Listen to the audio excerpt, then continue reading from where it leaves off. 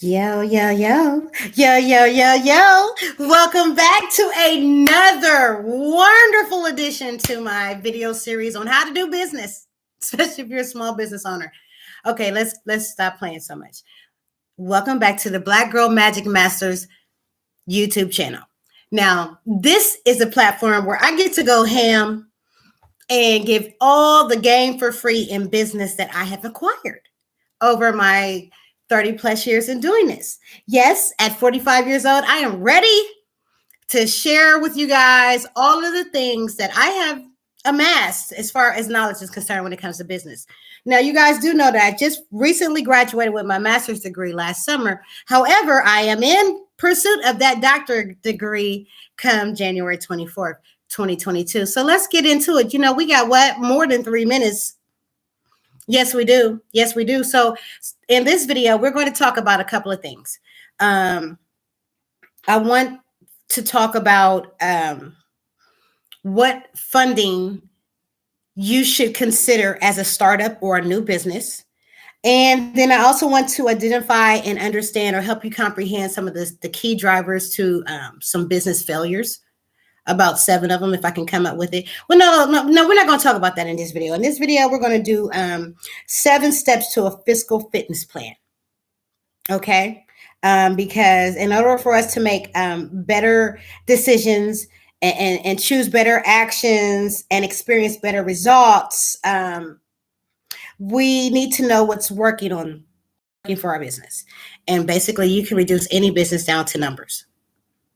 The numbers tell the story of your business. Although you guys would love to say that that's your mission statement, which should not be a story or your business plan. No, business plans are not stories. Business plans are just business proposals with a different cover sheet. So let's get into it. So let's talk about it. So one of the things that you as a new business owner probably is concerned with, because you probably got started probably last year. So you are considered to be a newbie as far as business is concerned. I would love for you guys to understand that it's going to take you about 3 years in order for you to even get a footing and a handle on what you have done here, which congratulations to you. You are courageous, and I am so proud of you for even deciding to start this journey. You are leaving from being a consumer to becoming a producer. And that's your mindset now. Now you're a boss. And so I'm going to help you continue on this trajectory. I paid $90,000 for this education, but for you guys, it's going to be game for free because I don't want us to get left in the dust. I don't want us to get left behind in the dust. So when we start thinking about startup capital, the amount will vary because it depends on the size of your business and basically your goals. Here's the first thing. The first thing is you have to realize that there's 2 types of capital. You can get debt capital, and then you can get equity capital. Each type contains a range of more specific nuances as far as options that help you grow your business. But oftentimes business owners will require a nice little mix of both debt and equity capital, right? So the next thing that you need to understand is that one of the first ways that we as new and startup businesses do is we do what they call DIY bootstrapping. Basically, as you know, if you haven't subscribed already to Hello Alice, I am not an affiliate yet, but I'm pretty sure I will be. But according to a guide that I use, that I actually follow on helloalice.com, it says here that most experts, they recommend that you tap into your own personal finances before turning to any outside sources, including but not necessarily limited to personal liquid assets. Examples like funds in your checking and savings accounts. I would add on to that.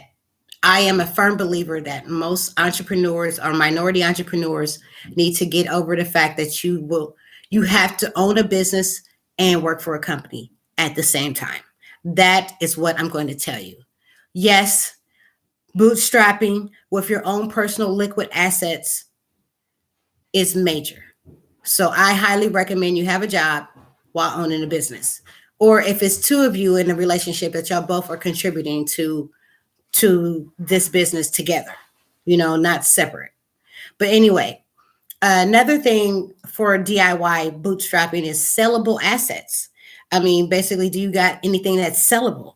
Stocks, bonds, stuff that you can put on Mercury, let go. Do you have any sellable items? You know what I'm saying? Are you doing any kind of drop shipping, any kind of eBay? You know what I'm saying? And this is only if you have to use of collateral assets. We on this channel with Black Girl Magic Masters, that's going to be the last thing we even consider is collateral assets. Okay, so I digress. Let's move forward. So, but basically, the DIY bootstrapping is a method of starting and running your business on your own money, on your own time, on your own dime. And that's basically called bootstrapping, just so that you know. And your personal finances basically are an interest and an equity-free source of capital. And investing in yourself shows future investors that you have faith in yourself and you have some skin in the game too. You know what I mean?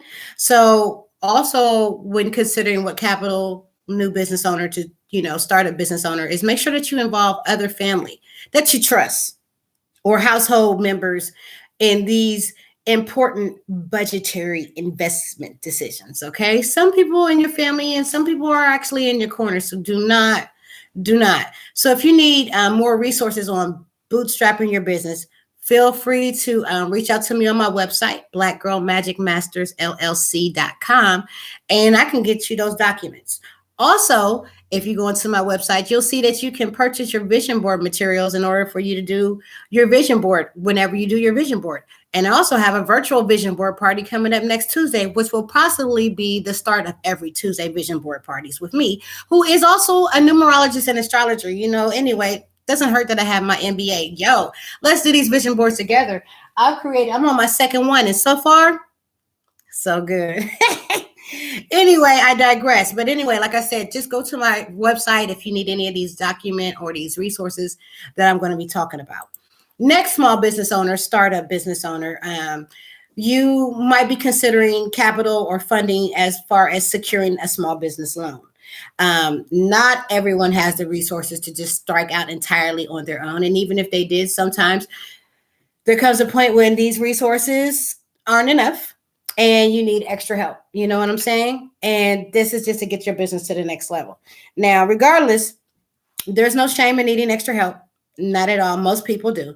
But if you choose to seek out a business loan, a form of debt,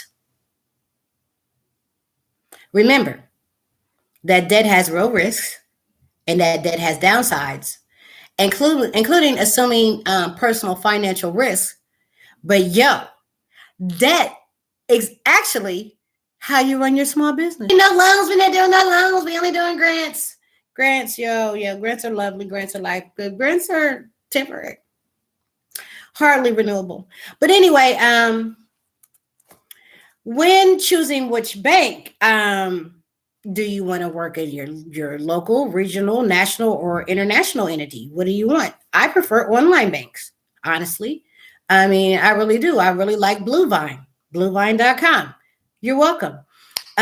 Where are your existing banking accounts? Okay, business banking accounts. I mean, where do your fellow small business owners go for their loans? When you're considering going to get you a line of credit, really think about this. I mean, how much interest are you actually willing to pay? Remember, you have to pay back these full borrowed amount plus interest. And this is what's going to count to your bottom line, these interest loans. And I mean, what are acceptable terms for you and your business? I mean, I have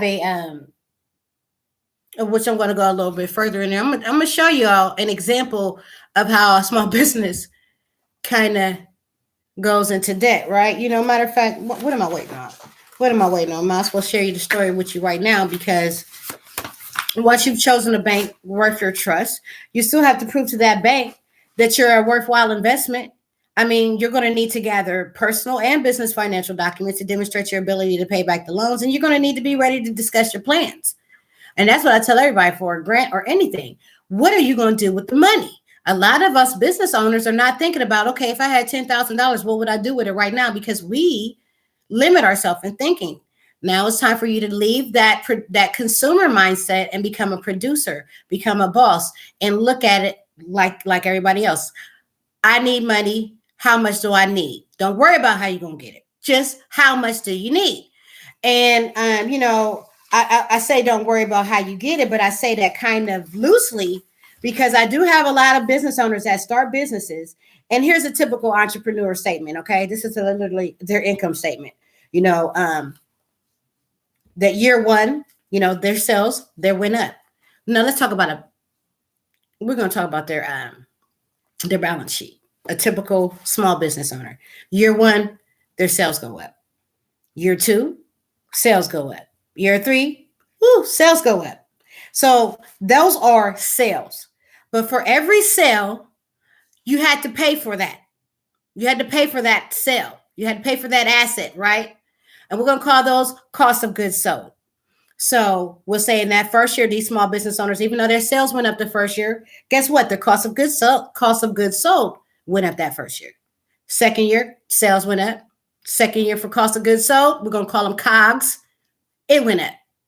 Third year, sales went up, new business owner. Third year, your COGS went up as well.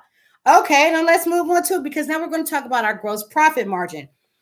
Because our sales and our cost of goods sold was going up at the same time, our gross profit margin was probably moving up slowly. Basically, the profit we was making, typical startup entrepreneur, is probably moving up slowly. So yeah, we happy we got sales each year. But we also got a bunch of COGS each year. So then you look at the total expenses. They went up. Okay, typically in my businesses. Then you look at the operating profit that business had. Now, it probably started at a good part, and then that second year kind of probably stayed a little bit and dipped a little bit. But by the third year, the operating profits is probably gone. You probably don't even have no money to use as far as operating profits. But then when that happens, my small business owners are like, oh, I need to go to the bank. I need to get a loan.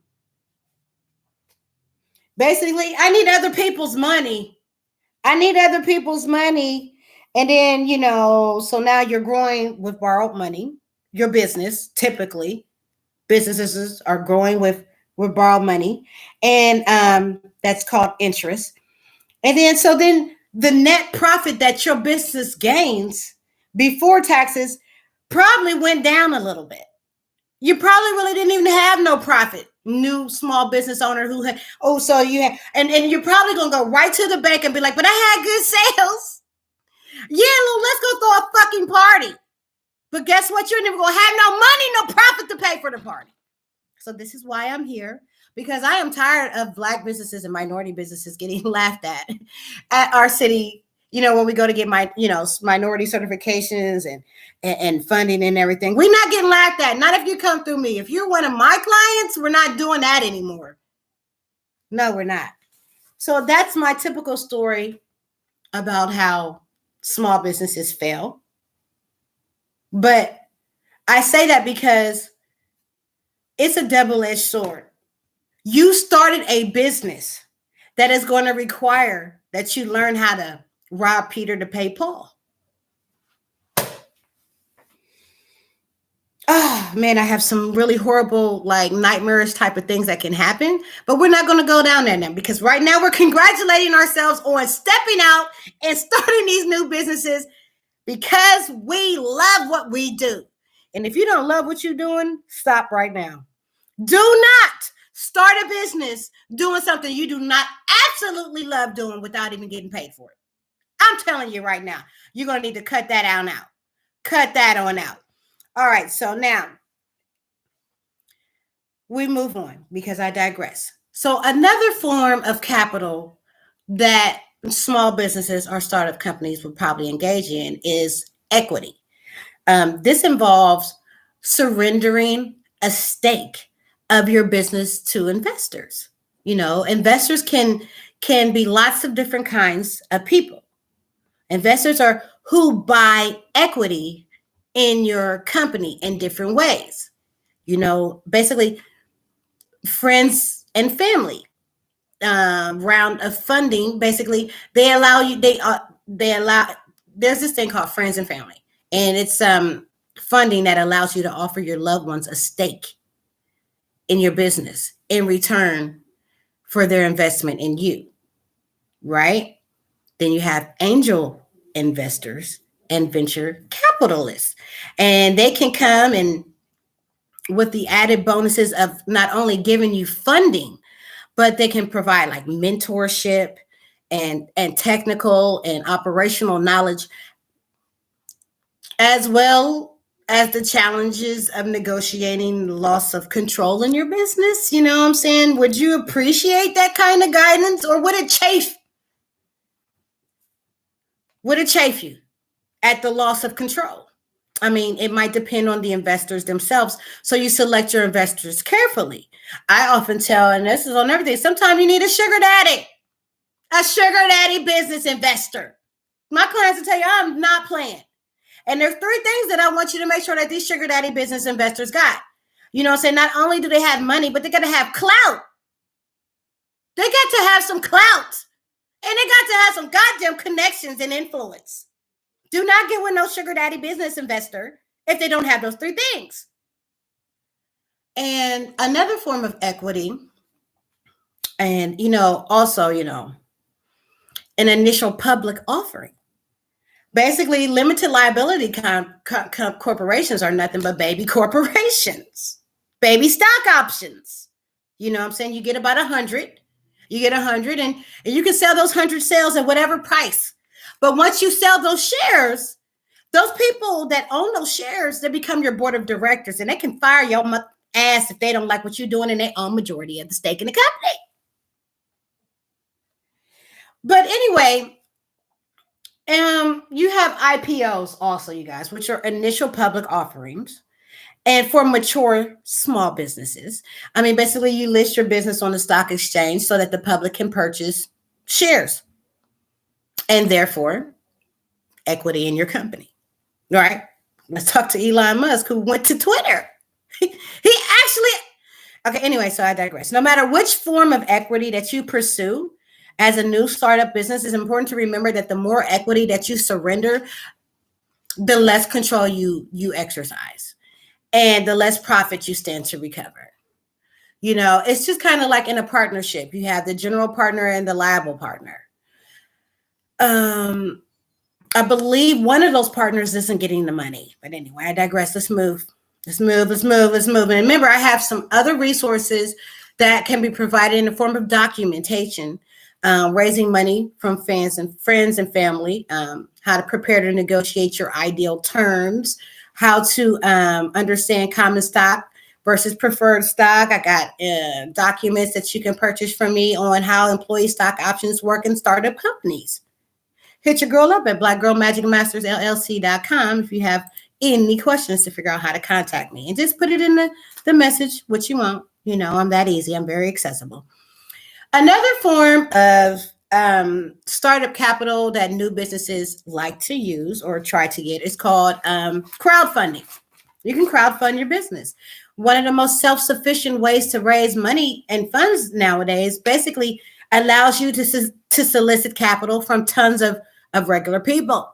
And not just the uber rich, the professional venture capitalists and, all at once. Basically, you got the reward crowdfunding via sites like Kickstart, Indiegogo, or iFundWomen, or Kiva, Kiva.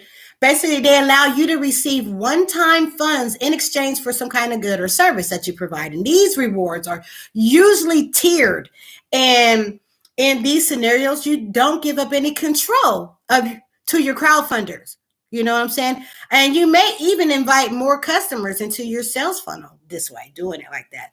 Then you have equity crowdfunding via sites like Circle Up or WeFunder. Basically, it allows small-time investors to buy into your business, somewhere between small-scale stock ownership and large-scale angel investorship. It's kind of like in the middle. They're trying to thread a little needle with that. But both types of sites usually skim some of your funds off the top. So you should decide on this strategy and the platform you use to pursue it. Basically, very carefully, just very carefully.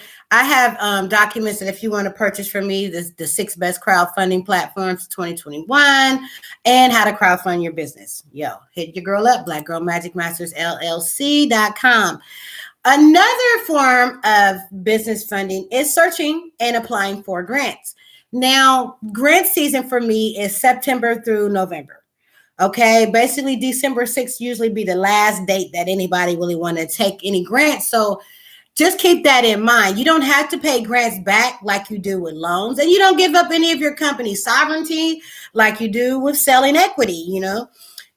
There are also tons of state, federal, and private grants that are out there to power your business with potential windfalls. You know what I'm saying? But both require plenty of legwork in advance of this reward.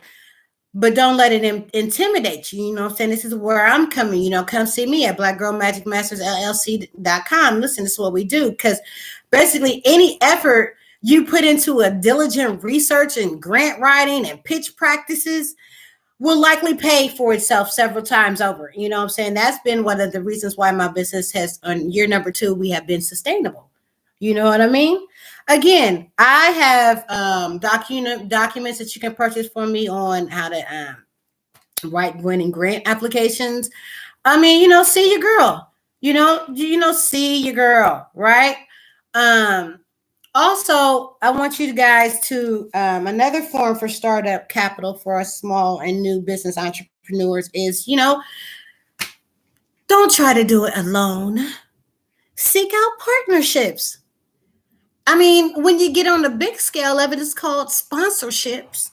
You know what I'm saying? But anyway, forming partnerships with other businesses could be a great way to get the capital that you really need. I mean, honestly, and it's going to raise your profile, really. And you can make friends inside and outside of your industry. Strategic partnerships are basically critical to the early success of your company. I mean, it really does. And according to the Vice President of Partner Success, Shruti Shah of Hello Alice, they said that strategic partnerships are critical for the early success of a company as they enable entrepreneurs to galvanize their growth and increase their market share. This is facts. This is on everything. You know what I'm saying? And to form effective partnerships, first of all, you need to get very clear on your own company's missions and values. Remember, I told you Amazon's mission was to be the Earth's number one consumer resource. That was their mission, not their vision statement for their employees. And vision statements are not a story. They are actually how, this is how we're going to do it. This is what we're doing. But you need to get clear on what your company's mission and what your company values. Because once you get clear on that, anybody's going to want to talk to you more. Your elevator pitch is going to be awesome. Not only is your friends and family, but you're going to get employees, employees is a hot commodity these days. Come on, people. Ask the large corporations now. Come on now. It's 2021 and people are leaving their jobs left and right because the company's mission and values don't align with theirs. Come on. Am I lying? I don't think I'm lying. But anyway, I also need you to craft a sell sheet. You can repurpose an existing pitch deck that you got, your elevator speech, your 15-second, to share with prospective partners while you're working with them, why they can and how they can help you. You know what I'm saying? Think outside the box. You have started this business. You are on your own. You are doing this from the ground up. You better start getting it together. You have decided that you are more than a conqueror and that you are chosen. You have asked the Lord to enlarge your territory indeed, and he is doing it. So now you better think outside the box, even outside your industry. 4 ways, just basically, you have to find ways to surprise and delight your customers. This is just what you got to do. And creating effective partnerships is definitely one of the ways. You got to network with representatives of potential partners. And then you got to engage in honest communication and feedback regularly. This is what you got to do. This is what you got to do. You want to form effective partnerships, period, point blank. So, if you need documentation on making the most out of strategic partnerships or how to create a compelling sales sheet that gets results or corporate strategies in 3 easy steps, corporate sponsorship, go to my website, blackgirlmagicmastersllc.com. Don't forget to put the S at the end of masters because I don't come along. I have formed partnerships. It's a bunch of us Black girls. My universe of Black Girl Magic Masters is vast. And we're all superheroes trying to save our community. One person at a time, anybody that'll listen, we are willing to do the work. You know what I'm saying? And I'm the Harriet and Mother Tubman of this month, and we're going to do it. And this is Game for Free Wednesday.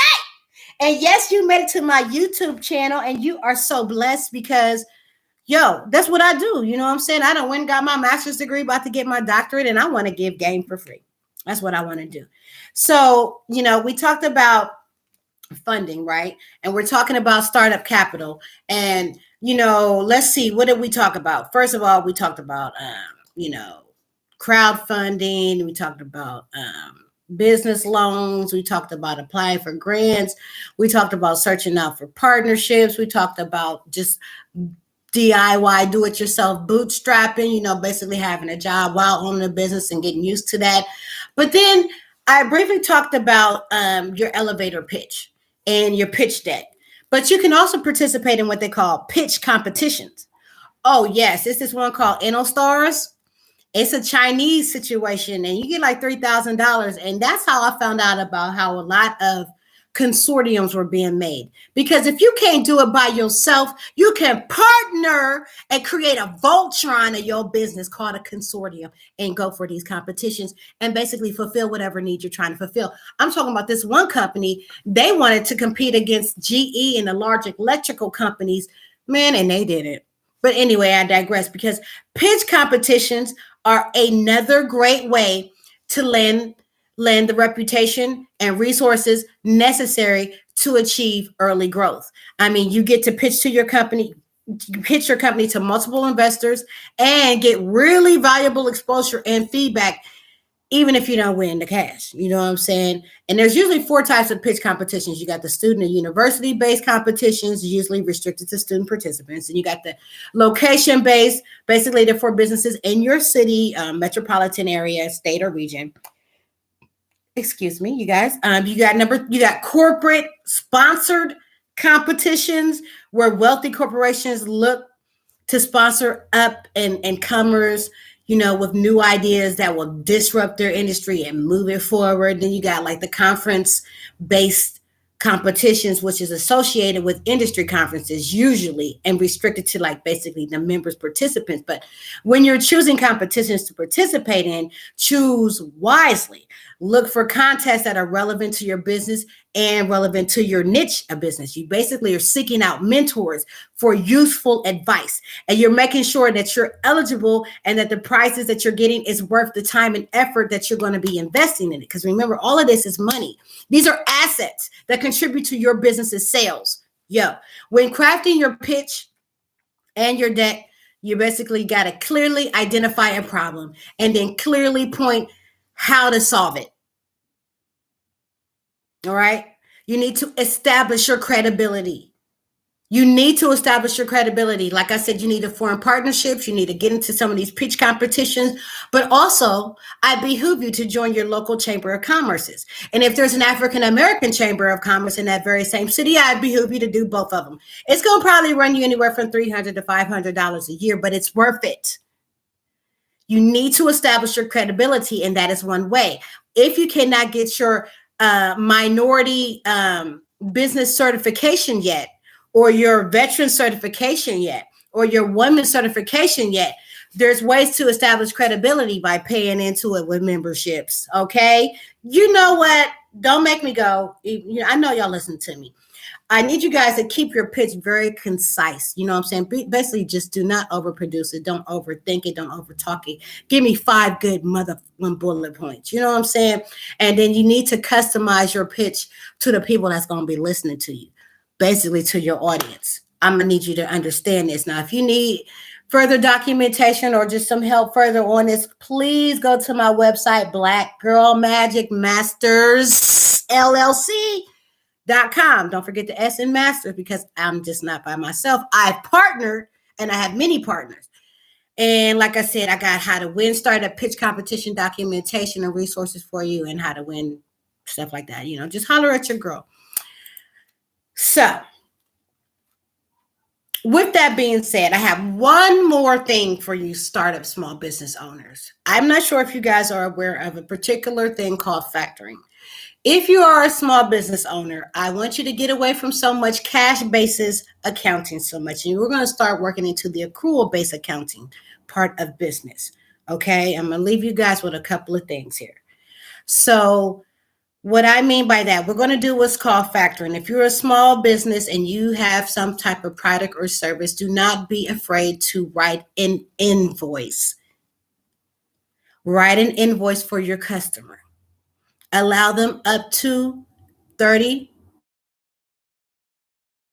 to pay back your invoice. I would even venture to say 45, but I do not want you to get into that nasty habit just yet.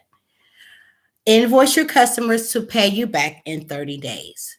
Please advise your customers with a beautiful disclaimer that if they do not fulfill their part of the obligation, it will no longer be in your hands. It will be above you. And there is a company that will come and get that money. So tell them, do not ask for an invoice from you or any of your services if they are not serious about paying. Okay. Also, small business owners, I want you to install a $10 to $25 cancellation fees. Your time is very important, and I want you to start keeping that mindset. Also, my newest smart up business owners, I need you guys to realize that there's 2 people in business. It's the people that make it, and it's the people that sell it. Because there's 2 lines. There's a bottom line and there's a top line. Many times, the sellers are the people that I explained in my example of what the typical entrepreneur's income statement looks like, where they think that their sales have went up each year and they think they are doing good, but they really aren't. Those sellers are only concerned with the top line. You do not eat off the top motherfucking line. Please excuse my French, but I'm very passionate about you sellers. And then the other people in business are the makers. They're focused on the bottom line, the place that we eat. You, as a new entrepreneur, you're not playing this game. You're doing this to create some type of generational wealth, aren't you? Please like, follow, subscribe, share this channel, because we about to go in. I'm about to go ham. So that's the first video for today. Remember, we just want to talk about startup capital that small business owners can possibly consider as you're trying to figure out this money. But do not hesitate to get you a business sugar daddy or sugar mama. Like I said, there's 3 things I want you to look out for when you do that. I want you to have not only what I need them to have money, but I need them to have influence, and I need them to have some real clout. So do not get you a business sugar daddy or sugar mama if they do not have that. And then another thing, like I said, I want you to consider putting out invoices and giving them a 30-day notice, and make sure that they clearly understand that you will get your money. Oh, you will, because it will be above you after that 30 days, because we're doing what they consider factoring. We're going to sell all those invoices that you got of people that have not paid you yet, and we're going to let them skim a little bit off the top, and they're going to give us all the money, and then they're going to collect on those very people. So like I said, you're only going to use that if you want people, I don't care if they're friends, family, community, you're going to pay what you owe me. Especially if you expected me to provide some service or produce some product at top rate speed without you which you want some more discounts and stuff like that. Listen, mindset change. We are no longer consumers, just consuming. We are producers. We are the boss. And in order for the boss to get paid, we got to figure out some startup funding. In the next video, we're going to talk about how to get our business credit on point, period, point blank. And then we're going to talk about profit mastery, because I'm going to leave you with this.